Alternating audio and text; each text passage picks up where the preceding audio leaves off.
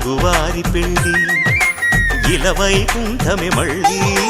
సంప్రదాయమే సౌందర్యంగా సాగుతున్న పెళ్ళి ఇది తెలుగువారి పెళ్ళి ఒకరికి ఒకరని అనుకుంటే అదే నిశ్చితార్థం ఆ నిర్ణయానికి తలవంచడమే పెళ్ళి అంతరార్థం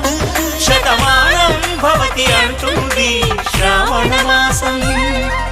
శ్రావణ మాసం శ్రావణ మాసం తెలుగువారి పెళ్ళి ఇలవైకుంఠమే మళ్ళీ సంప్రదాయమే సౌందర్యంగా సాగుతున్న పెళ్ళి ఇది తెలుగువారి పెళ్ళి